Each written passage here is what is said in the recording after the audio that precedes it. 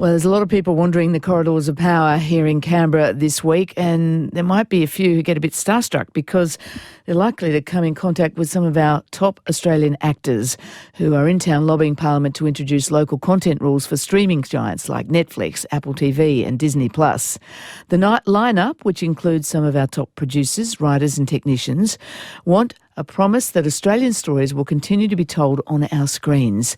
This push comes as the government mulls reform of media laws that could see streaming services forced to fund Australian-made films and television shows. Simon Baker is an actor. I'm sure most of you know him and love him, and he's one of those who are going to be lobbying federal MPs. Simon, welcome to RM Breakfast. Thanks, Fran. Oh, try that again. Thanks, Fran. Simon Baker, what's your message for government? What do you want to see mandated there in terms of the streaming services? Well, since streaming services have arrived on our shores, they've very quickly become the choice for the Australian consumer. So they've 16 million subscriptions, and the revenue that they've pulled in from that is somewhere around $2 billion.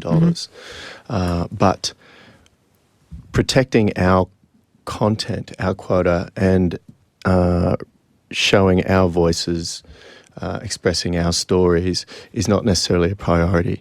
So what we're asking for is that 20% of their revenue be put into producing Australian content, and that could go from children's content all the way through to drama, but just to guarantee that there's effort and money going back into our voices. 20% of their net revenue sounds like a big hit. Well, is that an ambit claim? It's a comparable claim. I mean, if you consider that the French are about to legislate 25%. Is that right? And the Canadians are pushing for 30%. I think it's pretty decent. Our government released a green paper last year. One option in it was to look at forcing the streaming services to invest a percentage of their Australian revenue on local content, but it hasn't put a figure on it yet. No. So 20% is what you're lobbying for? I think 20% is a great starting point. Absolutely. The Communications Minister, Paul Fletcher, says Netflix alone, though, is already, quote, an increasingly significant acquirer of Australian content. Well, that's good. I mean, that's a great thing. They're acquiring content that's already been produced, it's already been made. So it might have been made on the ABC and now it's arriving on Netflix. It's not stimulating jobs. It's not... Is it not, though, if it's a marketplace, if there's a market there, if producers know that there's a Netflix market or a Disney Plus market? Well, as a secondary market, it's not really the same thing. It's not contributing to developing a stronger voice. I mean, current times have shown us that we really do need to have a voice that's heard. We had a protest yesterday. We've had Black Lives Matter protests. We've had, people want to be heard in this country.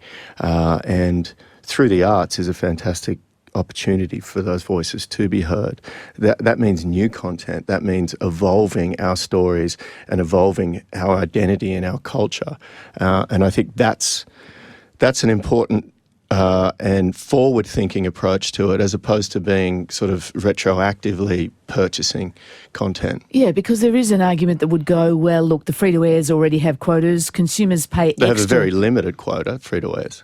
55% of all content must be local and a mixture of Australian drama, children's and documentaries? Well, I think they've reduced that. All right, okay. I stand corrected. That's the latest figure I had. But is there an argument that says, well, people are signing up, they're paying money to pay for the streaming services, and they're choosing a service which isn't flooded with Australian content? Does that say something about what the consumers want? Or are you saying, well, we should try and affect that? I think we should try and affect that. And I think that it's a great opportunity for young filmmakers. It's inspiring for young Australians to know that there is a platform for them to be able to tell their stories. And it's a cultural growth. It's a development of us and our identity as a nation to see that kind of material exposed. People know you as an actor, but you're also a producer, I think, of drama. How hard is it? What's the reality at the moment of trying to get Australian content produced? Well, that's another aspect of this, is that the government's talking about rolling back. So for the last 10 years or so, they've contributed a 40% producer offset for feature films, and they're trying to reduce that back to a 30% offset. Which Make it less attractive. Less attractive. And what's good about that offset is it stimulates external input into our economy through foreign films. But that does nothing for us culturally. That does nothing for we're seeing our a bit of a voice. mini boom at the moment, aren't we? Exactly, which is great. This stimulates the economy. It's great jobs for the for crew, but it's not developing the way we see ourselves. And and that's really why I'm down here. The essence of that is I escaped into entertainment as a young man because I got to figure out and see myself and understand who I was, that I wasn't alone, that I could fit in, that it wasn't all of these different things. And I think, we're screaming out for that as a nation at the moment. Our biggest issue as a nation for so long, no matter what issue you look at politically, it's about our identity. Like, who are we and where do we fit in? And it's not just how we see ourselves within Australia, it's how we're perceived outside of Australia as well. I lived for 20 years in America, working, in the American system, and I have a perspective of being an Australian living here, and also the way Australians are perceived over there, and what we present to the world.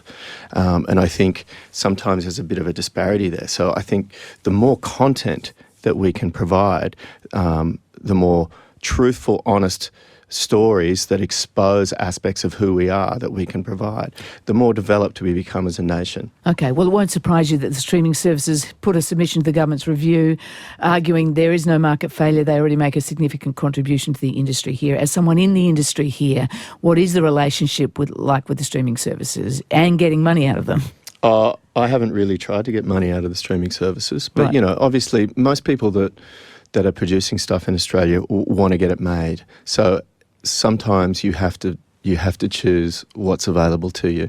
You don't have the choice, and you don't have the luxury. So you'll go with whatever deal will stick, because your belief and your passion is what drives you. And just finally, your belief and passion, you've got a few projects I think you'd be keen to get up. Is there an Australian story you're passionate to tell? There's a lot of Australian stories. I mean, I'm involved in a film that's in cinemas at the moment called High Ground, which on Thursday I'll be going up to the Northern Territory for a screening that's outside in the streets of Nhulunbuy. It's going to be projected on the Nhulunbuy Town Hall wall, and everyone's coming in from all over. It's been sold out for weeks. And what I'm seeing there is Indigenous Australians seeing a part of their story that hasn't been told in the way this film is telling it. That's the kind of thing that excites me. That's why I became an actor, to want to try to connect. And it's also why I'm inspired to direct and produce things. There's a lot of Australian stories that I'd like to see. And it's not just me, it's also documentaries as well, like education. Simon, thank you very much for joining us. Simon Baker, he's one of the actors and one of the people from the film and television industry in Canberra today, lobbying federal MPs to try and put something in place to get the streaming services to be putting money back into production of Australian stories. Sounds like a great idea.